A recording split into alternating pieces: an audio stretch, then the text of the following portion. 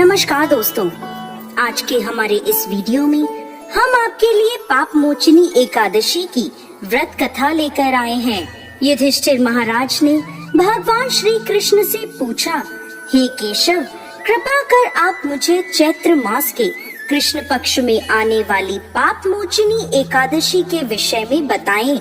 यह सुन मधुसूदन श्री कृष्ण बोले, हे राजन, पाप मोचनी एकादशी के इस व्रत को करने से मनुष्य के समस्त पापों का नाश हो जाता है और व्यक्ति अष्ट सिद्धियों को प्राप्त करता है।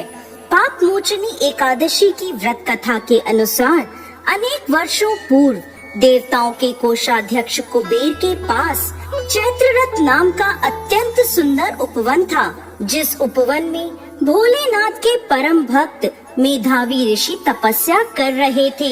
अनेक अप्सराओं ने उनकी तपस्या भंग करने का प्रयास किया, परंतु वह निष्फल रही। इसीलिए मंजू घोषा नाम की एक अप्सरा ने ऋषि की तपस्या भंग करने का निश्चय किया।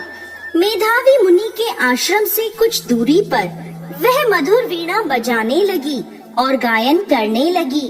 मेधावी मुनि घूमते हुए उसकी ओर गए और उसे इस प्रकार गायन करता हुआ देख मोह के वशीभूत हो गए और उसके साथ रमण करने लगे।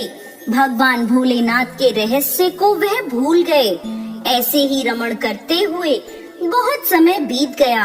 एक दिन अप्सरा मंजू घोषा देवलोक वापस जाने लगी। जाते समय उसने मुनि से कहा, हे ब्राह्मण, अब आप मुझे मेरे देश जाने की आज्ञा दीजिए। तब मेधावी मुनि बोले, हे देवी, जब तक सवेरे की संध्या न हो जाए तब तक आप यहीं ठहरो। तब मंजू घोषा बोली, हे मुनिवर, अब तक न जाने कितनी संध्याएं चली गईं। मुझ पर कृपा कर आप बीते हुए समय का विचार कीजिए। तब मंजू घोषा की बात सुन मेधावी ऋषि ने बीते हुए समय का हिसाब लगाया। तब उन्हें पता चला कि उन्हें इस अप्सरा के साथ 57 वर्ष बीत गए हैं। मंजू घोषा को अपनी तपस्या का विनाश करने वाली जानकर मेधावी मुनि उस पर क्रोधित हो गए और उन्होंने उसे श्राप देते हुए कहा, पापिनी, तुमने मेरी कठोर तपस्या को नष्ट किया है। मैं तुम्हें श्राप देता हूँ कि तुम पिशाच योनि में चली जाओगी। मुनि के श्राप को सुनकर मंजू घोषा विनम्रता से बोली, हे मुनिवर, मैंने आपके साथ अनेकों वर्ष व्यतीत किए हैं, मुझ पर कृपा कीजिए। तब मेधावी मुनि बोले, क्या करूं?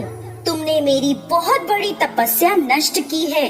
चैत्र कृष्ण पक्ष में जो शुभ एकादशी आती है उसका नाम पाप मोचनी एकादशी है। वह सभी पापों का नाश करने वाली है। हे सुंदरी, इस एकादशी का व्रत करने पर तुम्हें पिशाच योनि से मुक्ति मिल जाएगी।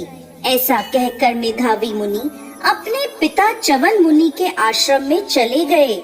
उन्हें देखकर च्यवन मुनि ने पूछा, बेटा, यह क्या अनर्थ कर दिया? तुमने तो अपने पुण्यों का नाश कर दिया।